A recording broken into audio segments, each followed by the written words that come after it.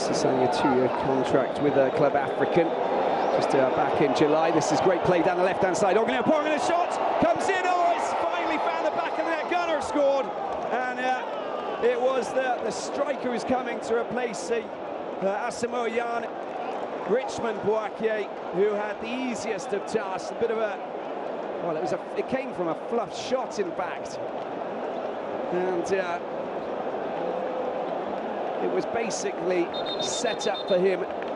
But it came from Thomas Agyapong down this left-hand side. Great work down towards the byline, pulls the ball back. The shot comes in from Afori, and finally we can see that it's Boakye who tidies things. Ghana over on that far side. Going to try and score a second goal before he gets the ball back. Atsu takes it on the right-hand side. Oh, wonderful bit of acceleration. Is that going to be goal number 2? Surely it is. The second, and it's Thomas Partey who scores his second goal against Congo in the space of 5 days. He was there to just tidy things up, and what a finish it was. Emphatic drive with the left foot into the corner. Congo. Have a look at the replay. Atsu was there. Now just look at this burst of acceleration. Didn't he do so well? It was wonderful play to get rid of Emerson. He gets the ball back to Boakye. His shot, well, was it handball? It doesn't matter anyway. Partey was there to celebrate. Ghana 2. Congo goalless so far. Ended by the wall marginally. Before he comes to the rescue. Here's Ngwesi with, oh, surely it's going to be a goal. Congo scored. Well, he was left unmarked at the back. Emerson, the Ukraine-based player, heads the goal in just at the right time. He's a big chap as well, and no one challenged him at all. Now, Afori was there, but he couldn't keep it out. It had some power behind it. And you can just see that here in Kintele, the fans are going absolutely mental, and who can blame them? Because they've been knocking on the goal-scoring doors for quite a while, but who was there to mark him? Who took the blame for that? There was no one there. That was a free goal for Congo.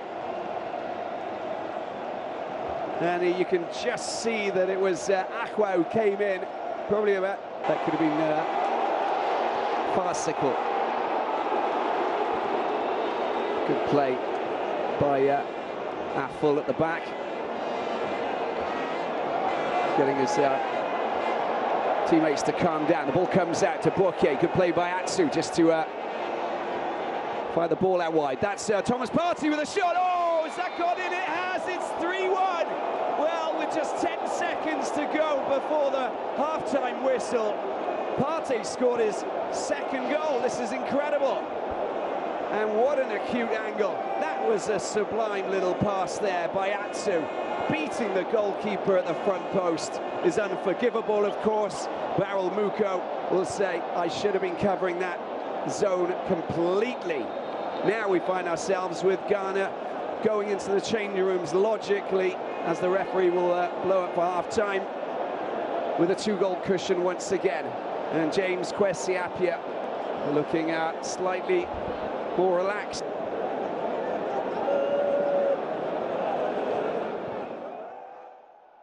Sounds like exciting stuff for the Ghanaian people. Gary Al Smith is here with Sports on the Pulse. Gary, you're welcome. Are you as excited as I am? Well, yeah, there's every reason to be excited. One, because of the way the Black Stars played. A lot of people will tell you that it wasn't that they drew against Congo in Kumasi. Okay. Draws happen all the time. Okay. It's the manner in which they drew that got people worried. So and basically, angry. the kind of football they played. Asamoah Gyan said after the interview that they lacked desire. You know, he said it. He, the captain, said they lacked desire. Right. He also told the BBC that tactically they were not good, mentally they were not good. So... No, but that's curious, because if you're saying tactically and mentally they weren't good at the time, then if you compare those times to the situation we have on our hand right now... So we have to ask Asamoah Gyan that what happened? Then, and what happened now? Because, and the curious thing is that before that game, Uganda had beaten Egypt, giving Ghana a chance. So that should have boosted their morale, basically. Mentally, you should have been fine. Tactically, you should have been fine. So what happened? But you know, the football coaches will tell you that it happens in football. I personally, I went at Kwesi Appiah and I thought that he was very, I mean, off with the way he was. I was at the post-match press conference. Right. We kept asking him, why did you choose the players you chose? Like, but what was wrong then with his choice of players at the time? So thing is, there are players like Gifty, you are good at doing this and that. Yeah. And then we say, go and be a fisherman or a farmer. Okay. That's not your calling. So there were players who were put in positions that they were not very good at. When we asked him why, he said that during training they were good. But thing is, in crucial game like this, you don't tinker that way. And that was it. But today's performance. Well, what did you, before we get to today's performance, what did you give it to Kwesi Appiah to say that he perhaps knew what he was doing when he did that? Because he still put together this team and they've given us the results that's making all of us laugh. Well, the thing about coaching is that if you make the selection, if you choose the players and they don't perform in the new roles you are giving them, people are going to go at you. It comes to responsibility. And for example, John Pentil, everybody knows he was a defender, but he started out as a striker. Okay.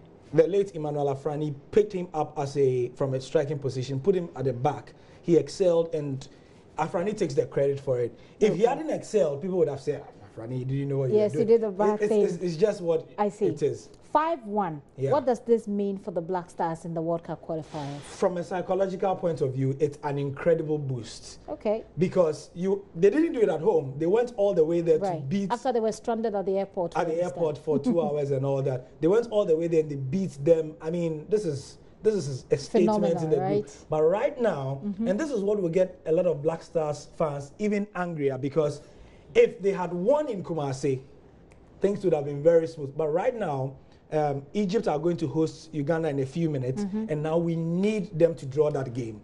Because if Egypt win or Uganda win, they'll be gone. They'll be gone. As in the Black Stars don't it will be stand difficult a chance anymore to to be in the catch up with them. As it says, Egypt have 7 points. Okay. Uganda have 6 points. No, Uganda have 7 points, sorry. Egypt have 6 points. The Black Stars have 5, and Congo have 1. Oh, wow. Okay. Okay, I'm trying to get the whole dynamic. Uganda have 7. Right. Egypt have 6. Ghana have 5. Yes. But if Egypt win today, they'll go on 9 points. If Uganda win, they'll go on 10.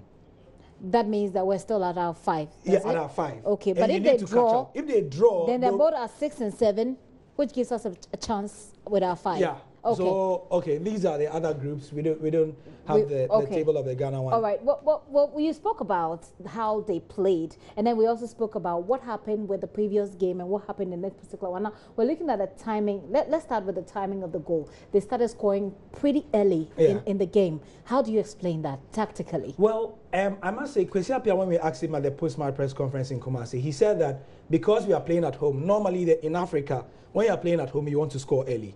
And that's what Congo wanted to do in this game. Okay. So in the first 10 minutes, they put a lot of pressure on Ghana, because when you take the wind out of the opponent's sails, especially when you are playing at home, it tends to demoralize them. Okay. And it's difficult to come back to score when you are playing away. So that's what he wanted to do in Kumasi. Okay. But because Jan said tactically and mentally they weren't there, they weren't able to take their chances and put the pressure to bear.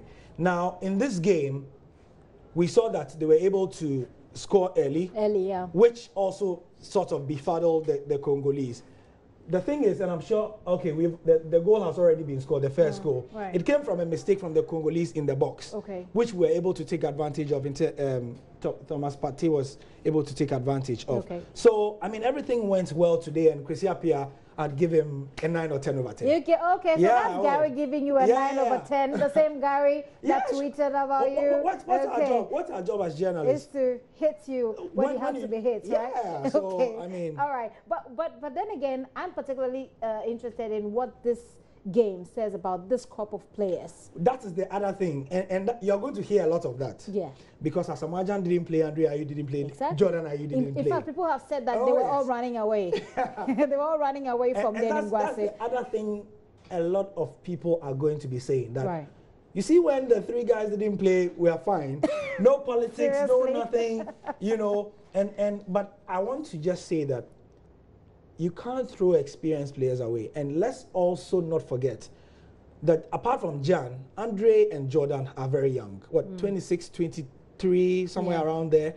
you know. So yes, complacency may have set in on the part of some of our older players, but it doesn't mean these are the kinds of performances that we need to make them feel like they are not untouchable in the team. Because right now, you know, younger players have shown that they can do the job. And so Andre and Jordan and Asamoah will be seated and thinking, you know what, if we don't up our game, these guys are going to overtake us out for good. So okay, well, this crop of players certainly have made a mark for themselves, and we'll see where they go from here. But unfortunately, time has run out on us, and we have to bring the show to an end. Do you have any final words quickly? Well, we can only hope that Uganda, we have to bring out our calculators now. And make them... hope that Uganda and Egypt draw in Egypt when they start playing. Well, I'm sure you'll be doing some more analysis on the football show later in the day. And on Prime, right. 8:20. So look out for Gary with those analysis on the football show later in the day, and also on Prime with some more analysis. We'll see how it goes.